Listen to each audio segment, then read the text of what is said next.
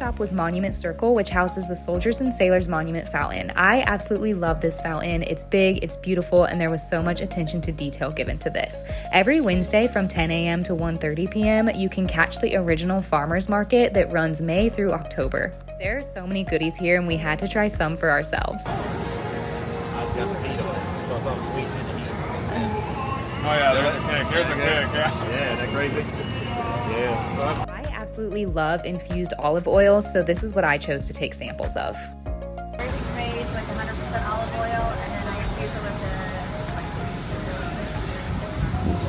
the red tomato mint is right there. They're both really good. Now that we've got our goodies from the farmer's market, we're on our way to the Creator's Kitchen for some lunch. It's as seen on TikTok, so the most viral recipes on TikTok, they took them and put them on a menu and made a restaurant. We purposely picked things to do around Monument Circle so we didn't have to walk very far. Creator's Kitchen is in Buca di Beppo, which is a really cute Italian restaurant with family-size entrees, great attention to detail, incredible decorations, a full bar, and warm pasta. The Creator's Kitchen ended up being closed, so we sat down to eat at Buca di Beppo and we both got Italian dishes. I'm not usually disappointed by food, but I am okay not going back there. Marco did like his food though. I like it. I decided to get a little coffee pick-me-up while we walked because the baseball game got canceled due to rain. This is one of the best vanilla iced coffees I've ever had. It really makes up for the lunch we just had, and it's perfect timing because we're about to stroll through the Arts Garden, which is right in front of us in this big glass dome right here.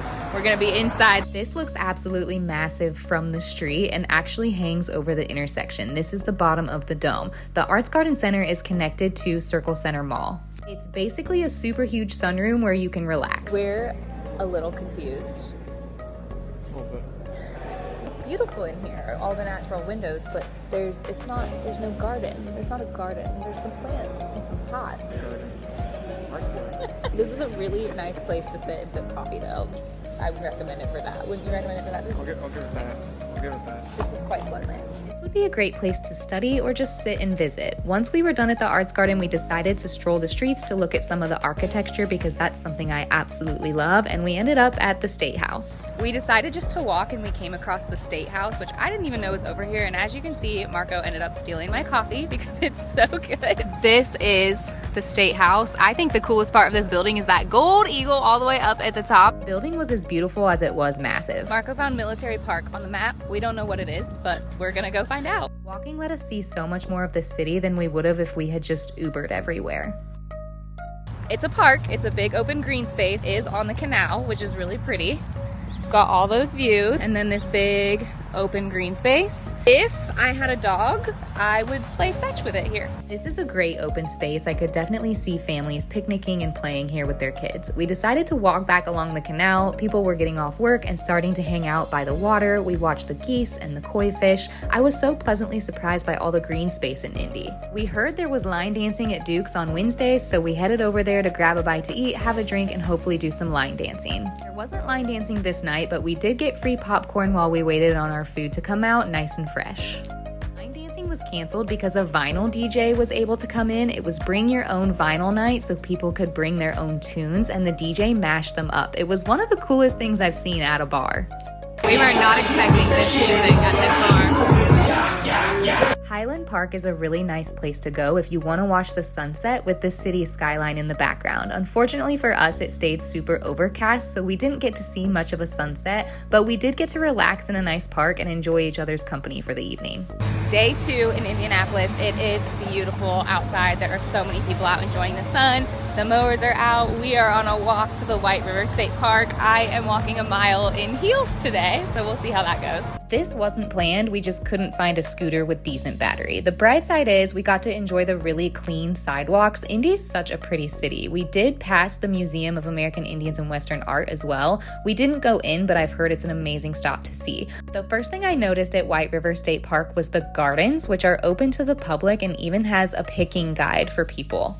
It's still really early, so nothing was in bloom, but they have 4 patches and these are pretty big. I love that they provide this for the people of the city. The park is pretty large and connects several different areas of interest and things to do if you're visiting the city. When in Indy, you must be the eye, just try not to fall over. The river itself isn't amazing, but Indiana is not known for its clean rivers. This isn't one of those parks where there's a lot to do or play or interact with, but it's a really nice place to bike or walk or run.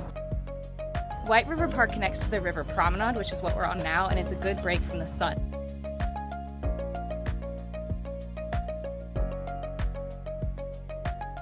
We just rented some electric bikes. We are ready to take to the city by wheel. Ready?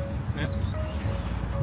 We didn't have a map, but there's a cultural trail in Indy that's very well marked and easy to follow. It takes you past some of the most gorgeous buildings in the city, as well as monuments and fountains. We stopped for a little break at the Veterans Memorial Plaza, and this is a really pretty courtyard. It has great views of the city, the buildings. There's a gorgeous fountain right here in the middle.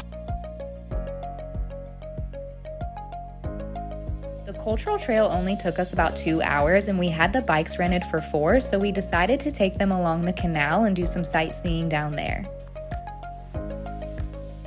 We're walking back on the canal right now. We just finished the bikes, and if you're going to rent a bike from Wheel of Fun, we wouldn't recommend the electric ones. Most of the ride is really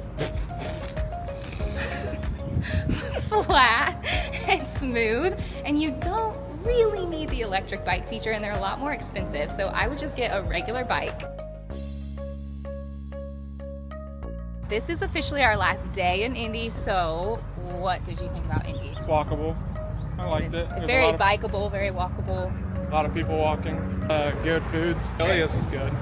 Coffee was good. Amelia's was very good. They had a chocolate croissant and the coffee was, personally loved all of the outdoor stuff. I was really pleasantly surprised by how bikeable the city is, how green it is, how many park spaces they have. We walked all over the place and it was really pretty much everywhere. After all that walking and biking, we needed a bite to eat, so we headed to the garage, which has so many different varieties of food and drinks anyone could eat here. We settled on some sushi from Let's Rolly. We got the tickled pink and the mango tango. This is a fan favorite. We're gonna try them both. Mango tango's pretty good. Wow. This is the tickled pink. These are so much bigger. Wow, holy cow. You like this one better? Good, because I like that one better.